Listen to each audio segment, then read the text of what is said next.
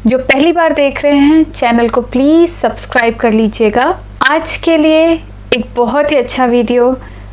आज मंगलवार है and being a Shri Ram and Hanuman devotee, how can I skip this video. Manoj Muntashir ji का ये वीडियो जो रामायण से जोड़े गए झूठ को उजागर करता है और हम सब का ये जानना बहुत बहुत ज़रूरी है। तो आइए देखते हैं।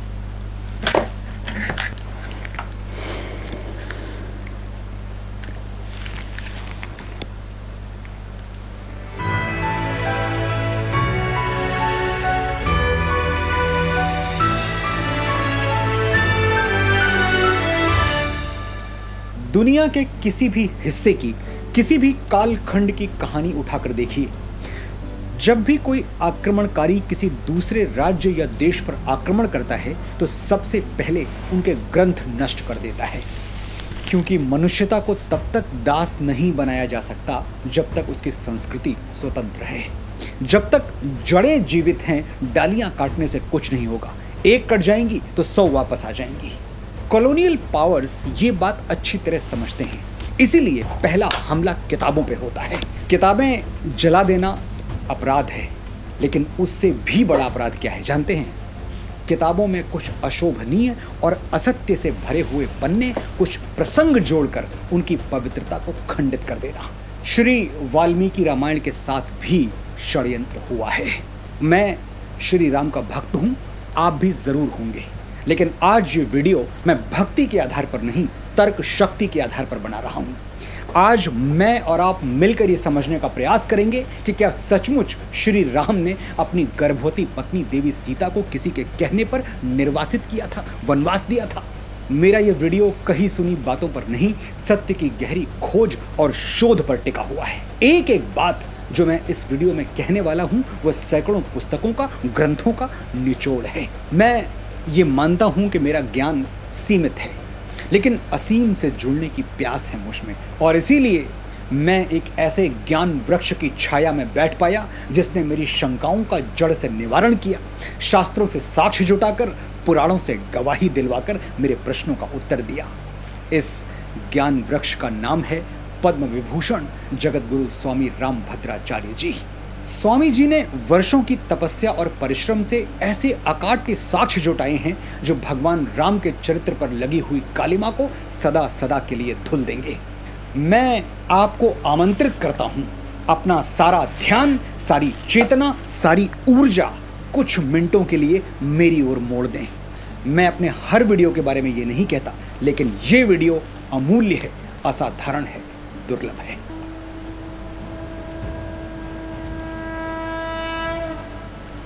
प्रचलित कथा ये है कि श्री राम ने रावण को मार दिया।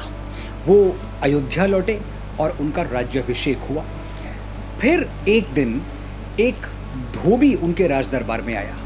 वो अपनी पत्नी को त्यागने पर तुला हुआ था, कारण उसकी पत्नी उसकी अनुमति के बिना 2 रातें घर से बाहर गुजार के आई थी। धोबी ने श्री राम से कहा कि मैं आप जैसा नहीं हूं कि पत्नी शत्रु के साथ रहकर आए फिर भी उसके चरित्र पर संदेह किए बिना उसे अपना लूं। ऐसा सुनकर श्री राम सोच में पड़ गए और अंततः प्रजा के सामने सही उदाहरण रखने के लिए उन्होंने सीता का त्याग कर दिया, उनको वन भेज दिया। यही कहानी हम बचपन से सुनते आ रहे हैं। गोस्वामी तुलसीदास ने मानस में भी ऐसा ही लिखा है। 80 के दशक में टीवी पर रामानंद सागर की जो रामायण दिखाई गई उसमें भी ऐसा ही दिखाया गया।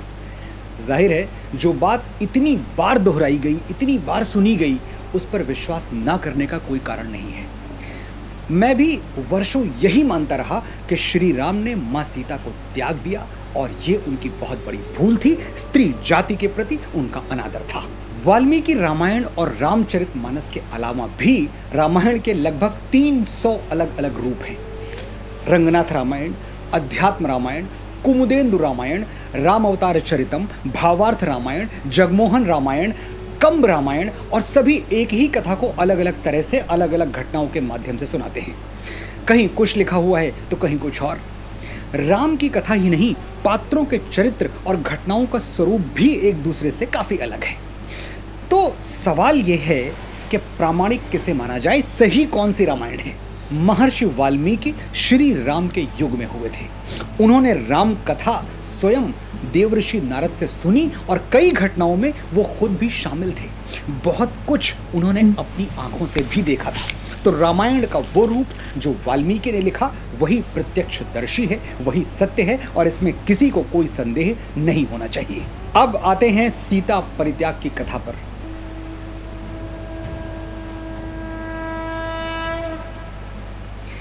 ये पूरी कहानी रामायण के उत्तरकांड में लिखी गई है।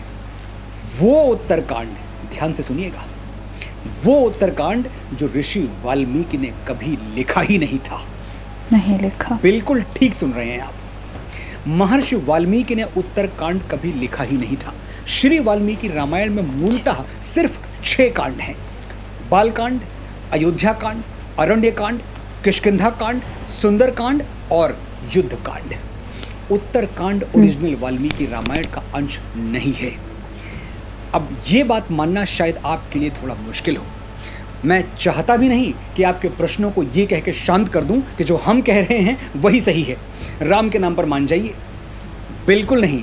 हमारी संस्कृति में जिज्ञासा का सम्मान सिखाया जाता है, तर्क दिए जाते हैं, शास्त्रार्थ होते हैं। हम डांट कर या डरा कर किसी को कुछ नहीं मनवाते। ऋषिपुत्र नचिकेता के प्रश्नों के उत्तर स्वयं यमराज ने दिए। कठोपनिषद की ये कथा बहुत अद्भुत है और बहुत जल्द मैं इस पर एक पूरा वीडियो बनाऊंगा। श्रीमद् भगवद गीता में अर्जुन की शंकाओं का समाधान भगवान कृष्ण 18 अध्यायों तक करते रहे। अर्जुन किसी बच्चे की तरह बार बार एक ही प्रश्न पूछता रहा, सिर्फ शब्द अलग थे, लेकिन कृष्ण पूरे धैर्य के साथ अर्जुन को उत्तर देते रहे जब तक कि अर्जुन की शंका का समाधान नहीं हो गया। आज आप भी तर्क सुनिए और खुले मन से समझने का प्रयास कीजिए कि क्या सचमुच श्री राम ने मां सीता का त्याग किया था।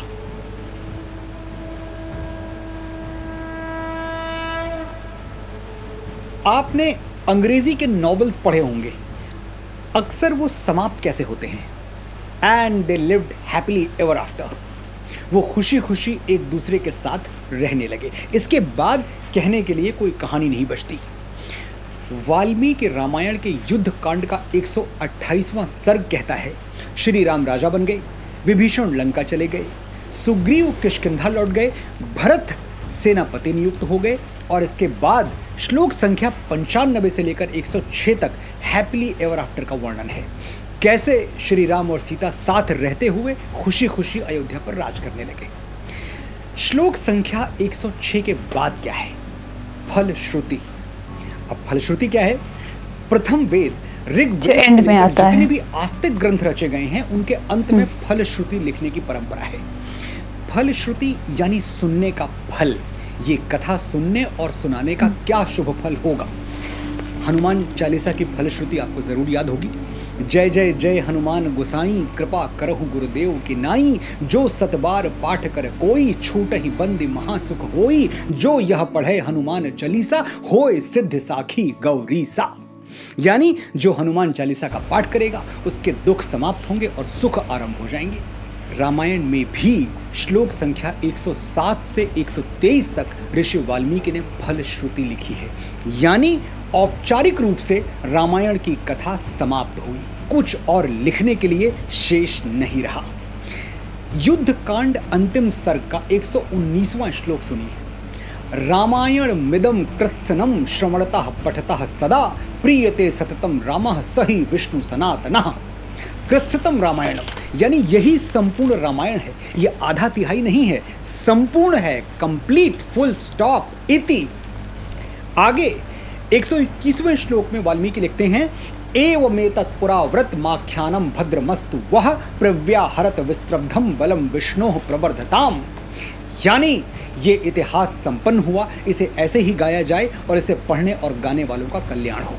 ऐसा लिखकर वाल्मीकि राम की कथा को पूर्ण घोषित कर देते हैं। जब कथा पूर्ण हो गई तो फिर अचानक उत्तर रामायण कहां से आ गया?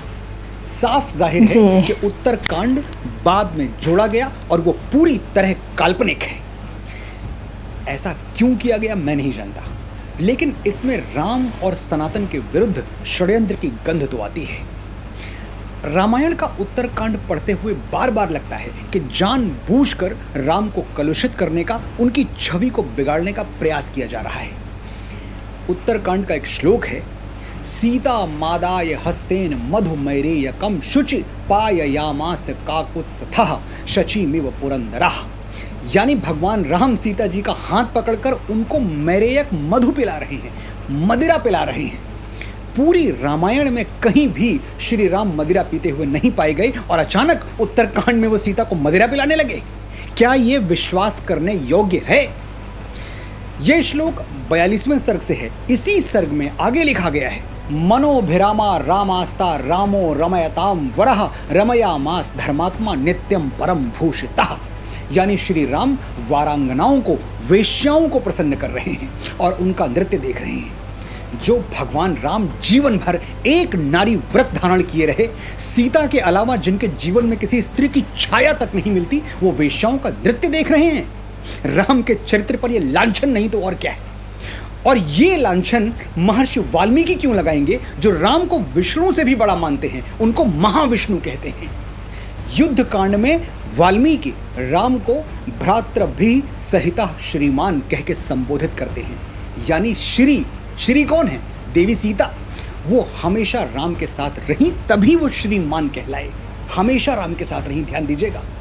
युद्ध कांड के 128वें सर्ग में वाल्मीकि साफ साफ लिखते हैं कि भगवान राम ने सीता जी के साथ हजारों वर्षों तक अयोध्या पर राज किया और सैकड़ों अश्वमेध यज्ञ किए। राज्यम 10 सहस्त्राणि प्राप्य वर्षाणि राघवः शताश्वमेघा ना जन्हे सदस्वान भूरि दक्षिणान। जब हजारों वर्षों तक राम सीता के साथ रहे तो वनवास कब दिया? लेकिन ये तो सच है कि अग्नि परीक्षा मां सीता ने दी थी, अयोध्या में नहीं, लंका में। सीता ने रावण वध के बाद अपने निष्कलंक सतीत्व का उदाहरण प्रस्तुत करने के लिए अग्नि परीक्षा दी थी, ना कि राम का संदेह दूर करने के लिए, क्योंकि राम को तो कभी अपनी सीता पर संदेह था ही नहीं। युद्ध कांड के 116वें सर्ग में सीता जी कहती हैं, यथा मे हृदयम नित्यम नाप सरपति राघवात तथा लोकस्य साक्षी माम सर्वतः पातु पावकः। यदि मेरा हृदय एक क्षण के लिए भी श्री राम से अलग नहीं रहा तो संपूर्ण लोगों के साक्षी अग्निदेव मेरी रक्षा करें। ये कहकर मां सीता अग्नि में प्रवेश कर गई और ये अग्नि परीक्षा तीनों लोगों ने देखी। ददृशुस्ताम विशालाक्षीम पतनतीम हव्यवाहनम सीताम सर्वाणि रूपाणि रुक्म वेद निभाम तदा। यानी विशाल नेत्रों वाली सीता जी को अग्नि में प्रवेश करते हुए सर्वाणि रूपाणि ददृशु, संपूर्ण रूपवान व्यक्तियों ने देखा। यदि संपूर्ण व्यक्तियों ने, सबने देखा, तो क्या उस धोबी ने नहीं देखा होगा? सबने देखा कि सीता जी ने अग्नि में प्रवेश किया और उनकी साड़ी का एक सूत भी नहीं जला। देवता, गंधर्व, मानव, कोई ऐसा नहीं था जिसने सीता की अग्नि परीक्षा ना देखी हो, ऐसा वाल्मीकि ने स्पष्ट शब्दों में लिखा है। यानी मां सीता की पवित्रता में संदेह की कोई जगह ही नहीं छोड़ी गई, जो अयोध्या वापस लौटकर कोई उनके सतीत्व पर सवाल उठाए। अग्निदेव ने स्वयं प्रकट होकर श्री राम से कहा कि सीता में कोई पाप या दोष नहीं है, राम आप इन्हें स्वीकार करें। और भगवान राम ने अग्नि के सामने प्रतिज्ञा ली, विशुद्धा त्रिषु लोकेषु मैथिली जनकात्मजा न विहातुम मया शक्या कीर्तिरात्मवता यथा। हे अग्निदेव, मैं आपको वचन देता हूं कि जैसे एक यशस्वी व्यक्ति अपनी कीर्ति का त्याग नहीं करता, मैं जीवन भर सीता का त्याग नहीं करूंगा। राम सीता को अपनी कीर्ति मानते थे, इतना आदर देते थे। आप खुद सोचिए, अग्निदेव के सामने जीवन भर सीता के साथ रहने का वचन देने वाले राम क्या किसी के कहने पर उन्हें त्याग देंगे? वो राम जिनके लिए वचन का मूल्य प्राणों से बढ़कर था। रघुकुल रीति सदा चली आई, प्राण जाए पर वचन न जाई। वचन जो न जाए। अपने पिता के दिए हुए वचन का मान रखने के लिए राजपाट त्याग कर वनवासी बन जाते हैं, वो स्वयं अपने वचनों की रक्षा के लिए क्या नहीं कर सकते, ये सोचिए। मैंने अपनी बात साक्ष्यों, संदर्भों और सबूतों के साथ कह दी। अब आपको कहना है, जब भी कोई सीता परित्याग को लेकर आपके सामने श्री राम के चरित्र पर प्रश्न उठाए, आपको कहना है कि यह झूठ है, छल है, धोखा है और आप इस कपट का सच जान चुके हैं। आपको कहना है कि श्री राम और सीता सिर्फ एक बार अलग हुए थे, जब रावण ने मां सीता का हरण किया था। उसके बाद वो सदा सदा के लिए एक हो गए और हमेशा एक साथ रहे। ये कहना कठिन है कि उत्तर रामायण नाम का ये झूठ रचा किसने, इसका रचयिता कौन है, ये भ्रम फैलाया किसने। लेकिन शोध करने वाले मानते हैं कि लगभग 2500 साल पहले जब भारत भूमि पर कुछ और भी धर्म पनपने लगे, तब हमारे सनातन ग्रंथों के साथ बड़ी मात्रा में छेड़छाड़ हुई। लक्ष्य था सनातन को छोटा बताकर बाकी धर्मों को बड़ा करना, उनको स्थापित करना। एक सीमा तक ये षड्यंत्र सफल भी हुआ, लेकिन एक दिन हर झूठ से पर्दा उठता है। ये नया भारत है, इसके पांव धरती पर और आंखें आकाश पर हैं। ये भक्ति भी जानता है और तर्क शक्ति भी। यहाँ हर धर्म के लिए जगह है, आदर है, सम्मान है, लेकिन सनातन पर उठने वाली उंगलियां हम और सहन नहीं करेंगे। जय श्री राम, जय मां सीता, जय भारत। तो बहुत ही रेलेवेंट, बहुत ही इम्पॉर्टेंट इशू एड्रेस किया इन्होंने और बहुत ही तार्किक तरीके से इसको एड्रेस किया। रामायण के बारे में, उत्तरकांड के बारे में और उससे जुड़ी हुई भ्रांतियों के बारे में हम बचपन से सुनते आ रहे हैं। इनफैक्ट हमारे दैनिक जीवन में भी हमारे आसपास के लोग भी कभी ना कभी ये कोट करते हुए नज़र आ जाते हैं कि अरे सीता माता को भी तो अग्नि परीक्षा देनी पड़ी थी, वगैरह वगैरह। तो ये बहुत ही इम्पॉर्टेंट था कि ये लाइव बर्स्ट किया जाए, और मनोज जी से बेहतर और कौन कर सकता है। उनकी स्टाइल ही इतनी इफ़ेक्टिव है कि लोगों को एक बार सुनने पर विवश कर ही देती है। जहाँ तक मनोज जी की बात है, तो ये एकमात्र पढ़े लिखे संस्कारी व्यक्ति हैं उस उर्दू वुड, बॉलीवुड या जिहाद वुड में। मैं हृदय से इनका आभार व्यक्त करती हूँ इतने ठोस, इतने इफ़ेक्टिव तरीके से इस टॉपिक पर अपनी बात रखने के लिए। जहाँ तक उत्तरकांड का सवाल है, ये हमने भी दादाजी से सुन रखा था कि ये बाद में जोड़ा गया है और इसके रचयिता कौन है इस पर कोई स्पष्टता नहीं है, लेकिन ये एक साक्ष्य के रूप में इस्तेमाल नहीं किया जा सकता। ये इतिहास नहीं है, ये केवल एक काल्पनिक रचना मात्र है। कारण, जैसा कि मनोज जी ने बताया, सनातन धर्म को नीचा दिखाने के उद्देश्य से हो सकता है ये सब बातें जोड़ी गई हों, लेकिन रामायण केवल इकलौता ग्रंथ ऐसा नहीं है जिसके साथ छेड़छाड़ की गई है। हमारे और भी कई ग्रंथों के साथ ऐसी ही छेड़छाड़ हुई है, और कई सारी कुप्रथाएं, कुरीतियाँ हमारे सनातन संस्कृति के साथ जोड़ दी गई हैं। जैसे जातिवाद हमारी प्रॉब्लम थी ही नहीं कभी। हमारे यहाँ वर्ण व्यवस्था थी जो समाज को सुचारू रूप से चलाने के लिए की गई थी, लेकिन कुछ लोगों ने उसको हमारे समाज की बुराई के रूप में दिखाने के उद्देश्य से उसे जातिवाद का रूप दे दिया, कास्टिज़म का रूप दे दिया। एक्चुअली ये कास्टिज़म हिंदुस्तान की, भारत की प्रॉब्लम नहीं है। कास्टिज़म एक्चुअली क्लास डिवाइड था।